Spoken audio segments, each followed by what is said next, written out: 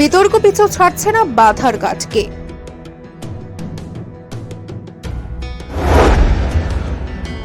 বিধানসভা নির্বাচনের পর থেকেই সমস্যায় জর্জরিত বাধারঘাট। সাংগঠনিক সমস্যা থেকে নানান অপরাধ দিচ্ছে মাথাচাড়া। এক দিশাহীন অবস্থায় চলছে বাধারঘাট। এখন শুরু বিধায়িকা ও মণ্ডল সভাপতি সংঘাত। তাদের সংঘাতের উষ্ণতা বাড়ছে দিন দিন।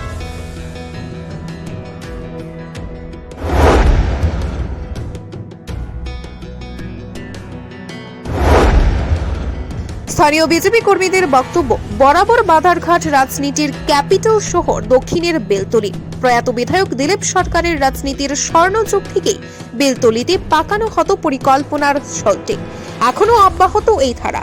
বেলতলী এলাকার বাসিন্দা কেশব নন্দন সরকার, তিনি এখন বাধারঘাট মণ্ডলের সভাপতি। কেশব নন্দন একজন সজ্জন ভদ্র লোক হিসেবেই পরিচিত। প্রাক্তন বিধায়িকা মিমি মজুমদার মণ্ডল সভাপতির চেয়ারে বসিয়েছিলেন কেশব নন্দন সরকারকে। তিনি এখন মীনা সরকারের জামানাতেও আছে একই পদে বহাল। বাধারঘাট রাজনীতির রন্ধনশালার খবর, মণ্ডল সভাপতি কেশব নন্দন সরকারকে এখন গুরুত্ব দিচ্ছে না বিধায়িকা মীনা সরকার। সাংগঠনিক কোনো বিষয় নিয়ে মণ্ডল সভাপতির সঙ্গে তিনি কথা বলছেন না। সমস্ত সিদ্ধান্ত মীনা সরকার একাই নিয়ে নেন। এখন মীনা সরকারের থিঙ্ক ট্যাঙ্ক হলেন দাদা রাজকুমার সরকার। দাদা বোনের কেমিস্ট্রিতেই চলছে বাধারঘাট। এ কারণেই বাধারঘাট বিজেপির সংগঠনের ভিড় বাড়ছে কংগ্রেসীদের। যারা 23 নির্বাচনে কংগ্রেস নেতা রাজকুমারের হয়ে কাজ করেছিল, তারা এখন বিজেপির অগ্রভাগে। দাম পাচ্ছে না পুরানো কর্মীরা, তাতে ক্ষোভ বাড়ছে দলীয় কর্মীদের মধ্যে।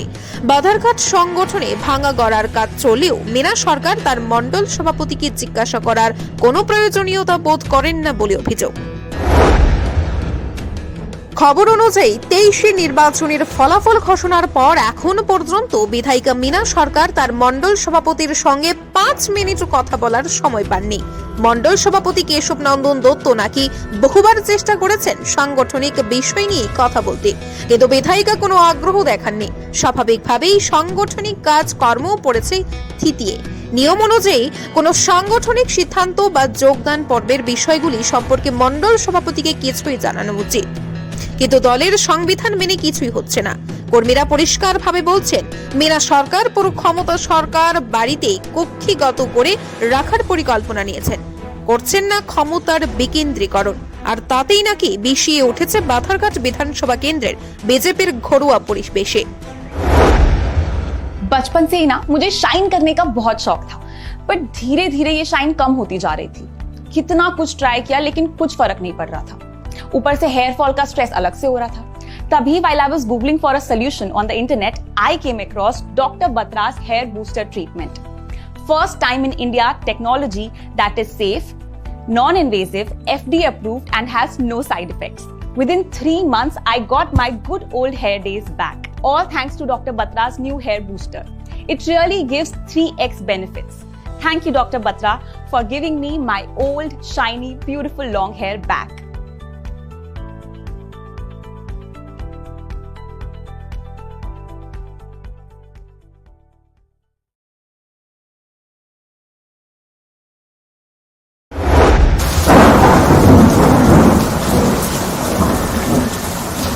Bureau Report, JM24 News.